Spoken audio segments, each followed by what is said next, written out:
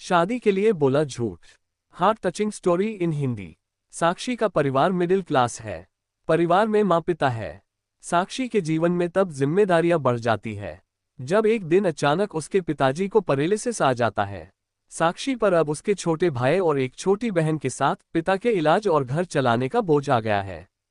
साक्षी graduate है, वो अब नौकरी करके सारे घर की जिम्मेदारी अच्छे से संभाल रही है।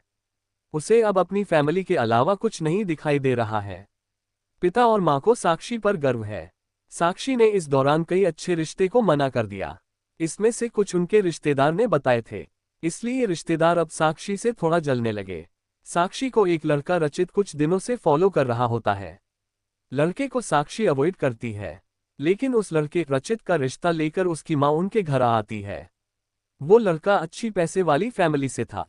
साक्षी को अब अपने माँ और पिता का बहुत ज्यादा प्रेशर होता है। इस वजह से वो काफी मनाने के बाद मान जाती है, लेकिन वो एक शर्त रखती है कि वो अपने घर को संभालेगी और नौकरी नहीं छोड़ेगी। लड़के की माँ यह मान जाती है। शादी होती है। शादी के लिए वो खुश है। शादी के पहले वो लड़के से मिलकर बात करना चाहती है, लेकिन लड़के की तरफ से कोई पहल नहीं होती तो वो भी कुछ नहीं करती। जल्दी में शादी करवा दी जाती है। रचित शादी के दिन ही कई दिनों बाद उसे दिखाई दिया है। बहुत नर्वस लग रहा है। वो जिससे पीछे पड़ा था शादी उसी से हो रही है, लेकिन फिर भी उसके चेहरे पर खुशी नहीं है।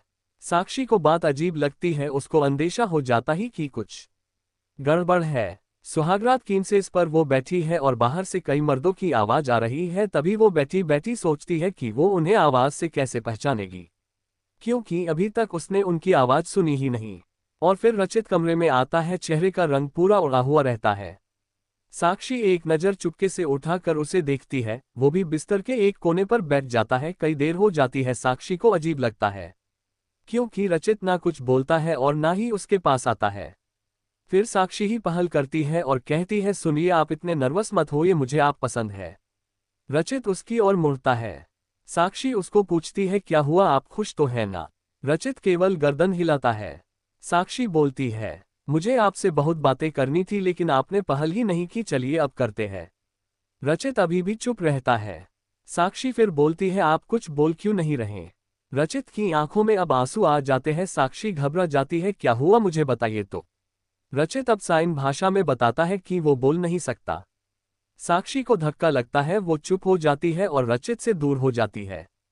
पहली रात ही उसे पता चल जाता है कि उसके परिवार वालों के साथ धोखा हुआ है, क्योंकि लड़के वालों ने इतनी बड़ी बात छिपाई।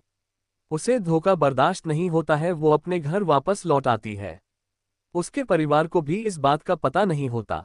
परिवार वाले भी ये सुनकर शौक रह जाते हैं और अपने आप को कोसते हैं कि उन्होंने जल्दी कर दी, पहले पता लगवाना था। साक्षी ने फैसला लिया कि अब वो कोर्ट में बात ले जाएगी। शादी के एक दिन बाद ही बात तलाक तक पहुंच जाती है। साक्षी तलाक की अर्जी देती है।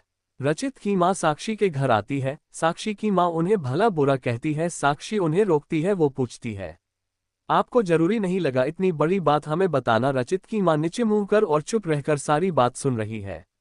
रचित की मां कहती है कि मैं मां अपने बेटे का भला ही चाहती हूं और उसके पिता भी नहीं है। वो साक्षी को पसंद करता है, इसलिए वो साक्षी से शादी करना चाहता था।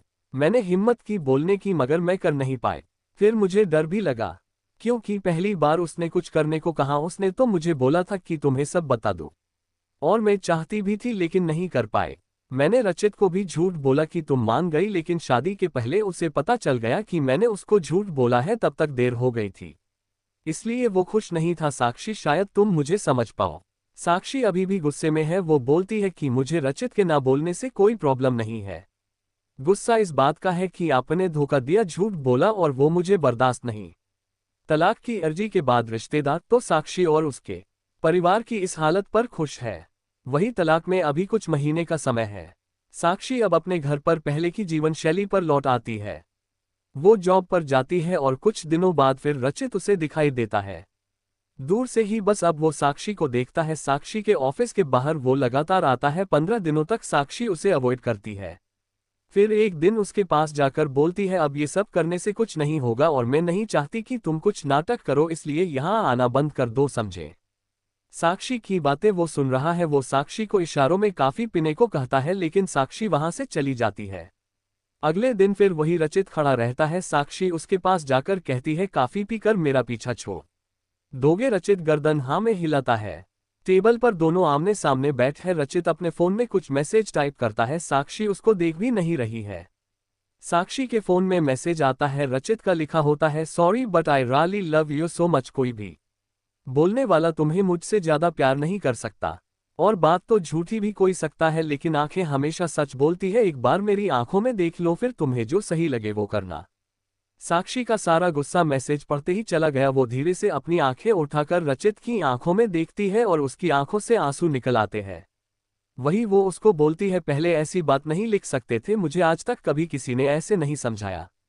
वो खड़ी होती और रचित को बोलती है, चलो मेरा सामान वापस अब तुम ही उठा कर ले जाओगे। रचित उठकर साक्षी को हक करता है। आपको ये कहानी कैसी लगी हमें कमेंट कर जरूर बताएं। इसी तरह की अच्छी कहानियां आप यहां पर पढ़ सकते हैं। यहाँ उपस्थित शिक्षाप्रद कहानियां आपका मनोरंजन करने के साथ दिशा भी देंगी। तो बने रहिए हमारे साथ और हमारे प्रयास को सफल बनाएं।